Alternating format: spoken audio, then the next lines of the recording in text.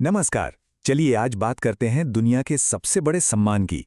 एक ऐसा अवार्ड जो दुनिया के सबसे बेहतरीन दिमागों को दिया जाता है, नोबेल पुरस्कार। तो इस साल किसने इतिहास रचा? आइए पता लगाते हैं।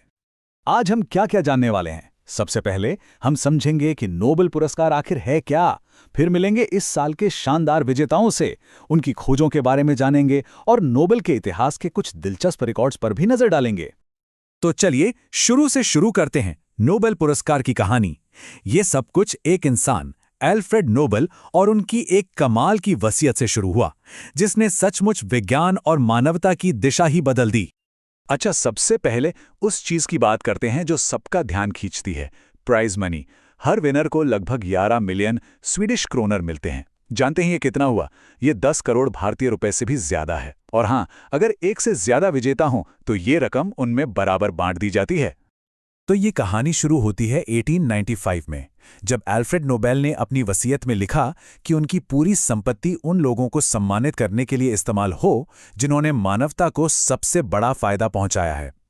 पहले अवार्ड्स 1901 में दिए गए, और एक मजेदार बात, इकोनॉमिक्स का अवार्ड बहुत बाद में 1969 में शुरू किया गया था। एक और दिलचस्प बात जो शायद बहुत लोगों को पता नहीं होगी, ज्यादातर अवार्ड्स स्वीडन की संस्थाएं देती हैं, लेकिन जो शांति पुरस्कार है उसका फैसला नॉर्वे की एक कमेटी करती है। ये एल्फ्रेड नोबेल की वसीयत का ही एक अनोखा हिस्सा है। तो अब वो पल जिसका सबको इंतजार है, चलिए मिलते हैं इस साल के सितारों से। जानते हैं 2025 के उन कमाल के लोगों के बारे में जिनके काम ने दुनिया को देखने का हमारा नजरिया ही बदल दिया है। मेडिसिन की फील्ड में यह अवार्ड मिला है मैरी ई ब्रैंको, फ्रेड रैम्सडेल और शिमोन साकागुची को। इन्होंने हमारे इम्यून सिस्टम के कुछ ऐसे राज खोले हैं जो ऑटो इम्यून बीमारियों के इलाज में एक नई उम्मीद जगाते हैं। फिजिक्स में जॉन क्लार्क, मिशेल एच डेवोरेट और जॉन एम मार्टिनेस ने क्वांटम कंप्यूटिंग की तरफ एक बहुत बड़ी छलांग लगाई है। इनके काम से भविष्य के सुपर फास्ट कंप्यूटर्स का रास्ता खुल गया है। केमिस्ट्री में सुसुमु कितागावा, रिचर्ड रॉबसन और उमर एम यागी ने मॉलिक्यूलर लेवल पर चीजें बनाने के लिए नए टूल्स बनाए हैं। इससे नई दवाओं से लेकर बेहतर बैटरी तक सब कुछ बनाना मुमकिन हो सकता है। लिटरेचर में हंगरी के लेखक लाज़लो क्रास्नाहोरकाई को चुना गया है, उनकी गहरी और सोचने पर मजबूर कर देने वाली कहानियों के लिए, जो आज की जिंदगी की मुश्किलों पर एक नया नजरिया देती हैं। इस साल का नोबेल शांति पुरस्कार मिला है वेनेजुएला की मारिया कोरिना मचाडो को, लोकतंत्र और मानवाधिकारों के लिए उनकी हिम्मत और कभी न हार मानने वाली लड़ाई के लिए। और आखिर में इकोनॉमिक साइंसेज में ये सम्मान मिला है जोएल मोकेर, फिलिप एग्योन और पीटर हॉविट को।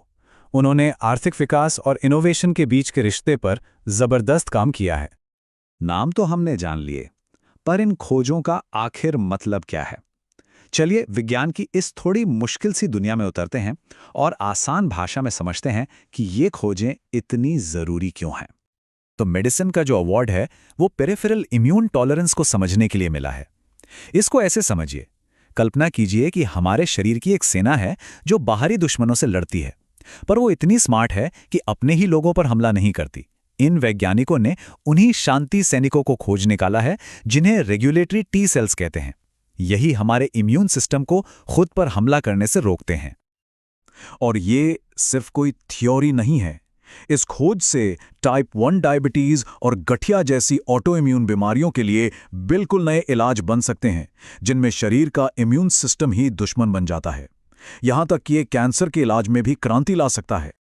अब आते हैं फिजिक्स की तरफ और मैक्रोस्कोपिक क्वांटम टनलिंग की दुनिया में। ये थोड़ा दिमाग घुमाने वाला है पर मजेदार है। सोचिए, एक गेंद दीवार से टकराने के बजाय किसी भूत की तरह उसके आर पार निकल जाए।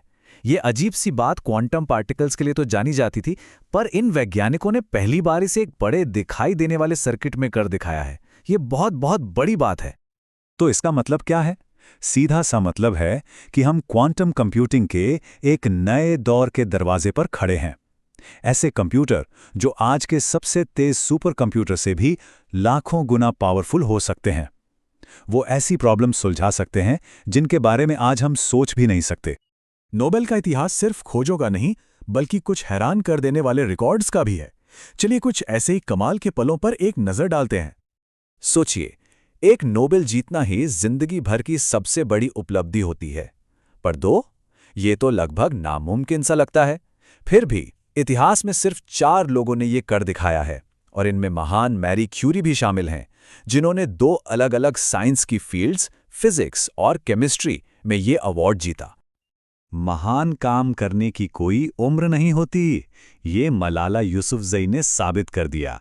2014 में सिर्फ 17 साल की उम्र में वो लड़कियों की पढ़ाई के लिए अपनी हिम्मत भरी लड़ाई के लिए नोबेल शांति पुरस्कार जीतने वाली सबसे कम उम्र के इंसान बनी। और कुछ और मजेदार फैक्ट्स। क्या आप जानते हैं कि इतिहास में 2 लोगों ने अपनी मर्जी से नोबेल पुरस्कार लेने से मना कर दिया?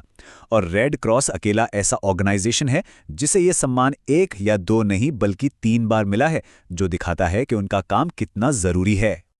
अब आखिर में जरा इस अवार्ड के ग्लोबल इम्पैक्ट को देखते हैं, और इसे समझने के लिए भारत से बेहतर उदाहरण और क्या हो सकता है, जहां की प्रतिभा ने हमेशा दुनिया पर अपनी छाप छोड़ी है। नोबेल पुरस्कार और भारत का हमेशा से गहरा नाता रहा है। एक तरफ है रविंद्रनाथ टैगोर और सीवी रमन जैसे लोग जो अवार्ड लेते समय भारतीय नागरिक थे, और दूसरी तरफ हैं हरगोबिंद खुराना और सुब्रमण्यम चंद्रशेखर जैसे भारतीय मूल के दिग्गज जिन्होंने विदेश में रहकर यह सम्मान हासिल किया। नोबेल पुरस्कार हमें याद दिलाता है कि इंसानी दिमाग और हिम्मत क्या कुछ हासिल कर सकती है।